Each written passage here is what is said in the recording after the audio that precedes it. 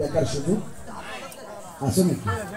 তাই যদি হইয়া থাকে, ঘৃণা যদি না করেন, গান কিন্তু হবে, পকেটটা সাবধান করে দাঁড়াবেন। আসলে কিন্তু বাবা জিয়া, আমরা আপনাদের বাজারে একদিনের জন্য আসেনি, 2 দিন 3 দিন, আমরা আপনাদের বাজারে থাকবো 4 দিন। আজকে আমাদের দ্বিতীয় অধিবেশন।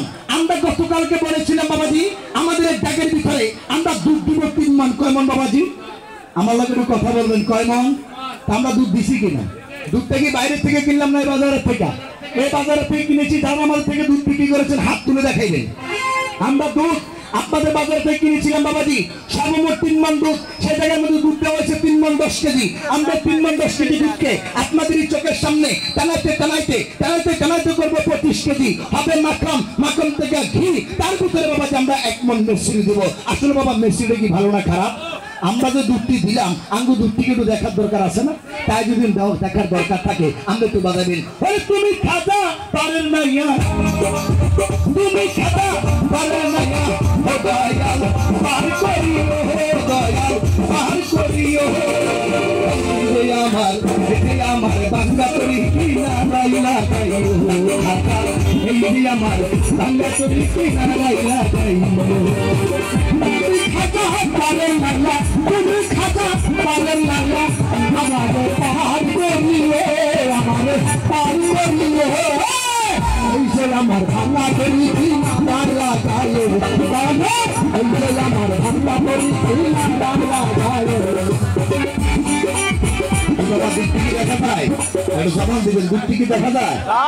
কথা বলবেন, দেখা যায়?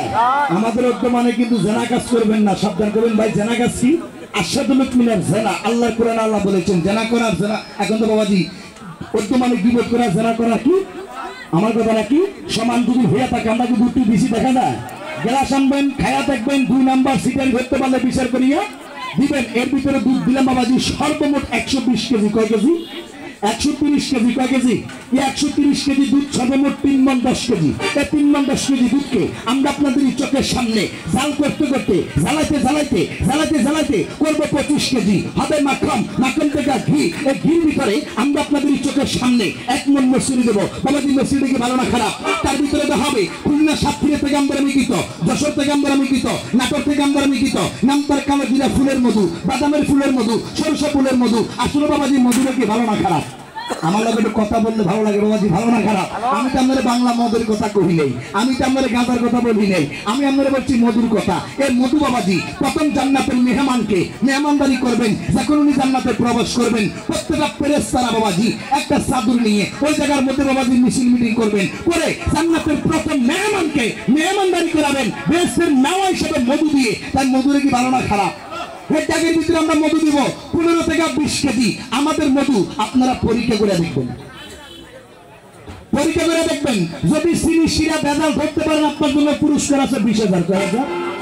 না বুঝা, না খাইয়া, না দেখিয়া কখনো জেনা কাজ করবেন না, গীবত করবেন না। কেন? এত বড় বৈজ্ঞানিক আনলে মারফেটের থেকে আমার জন্ম হন নাই বাবা, যে একজনও হয়েছিলেন। একজন আমার রসুল, আরেকজন হয়েছিলেন হযরত পীর মনিউদ্দিন আব্দুল কাদের জিলানী রহমাতুল্লাহ আলাইহি। মার গর্বের ওলি এর বেলার হন নাই। তাই বাবাজি মধুটা আমরা ট্যাগের ভিতরে দিব, ভালো না খারাপ? তার ভিতরে দেখাবো বাবাজি পৃথিবীর প্রধান খাদ্য নামতার গাওয়া, যেটা সৌদি আরবের প্রেসিডেন্ট সালমান যুবরাজ খাই, আবুধাবির প্রেসিডেন্ট খাই, ইন্দোনেশিয়া, মালয়েশিয়া, বাহরাইন খাই, সৌদি আরব খাই। তারা কিন্তু খাওয়ার পরে বাবাজি, তারা কিন্তু বাবাজি 90 বছর বয়সে যুবতী মাইয়া বিয়া, আর আমরা বাঙালি 16 বছরে বিয়া করলে বুয়াঙ্গের প্রিয় চলিয়া যাই। এটা কি তাদের শক্তি না গাওয়ার শক্তি? তাই বাবাজি গাওয়া দেওয়া হবে ব্যাগের ভিতরে 15 থেকে 20 গ্রাম। খাইয়া দেখবেন, পরীক্ষা করে দেখবেন, 2 নাম্বার সিটার করতে পারলে বিচার করিয়া এনে গাঁজা বেশি দেয়, মদ দেখবেন। জিএস4 কেমন সবসময় কোটাকুটি করে, এটা কোটাকুটি হলে কবিরের আমাদের বাজার আহি নাই বাবাজি। আমরা টেনশন করি না, টেনশন করবো আমরা। আপনারা টেনশন করেন কিসের জন্য? টেনশন থাকবে আমাদের, আপনাদের কোনো টেনশন নাই। এর তার ভিতরে হবে যার জন্য ইউএস আমেরিকা, যার জন্য রাশিয়ায়, যার জন্য আফগানিস্তান, যার জন্য বাবাজি বেঙ্গল, যার জন্য আবুধাবি, যার জন্য কাতার,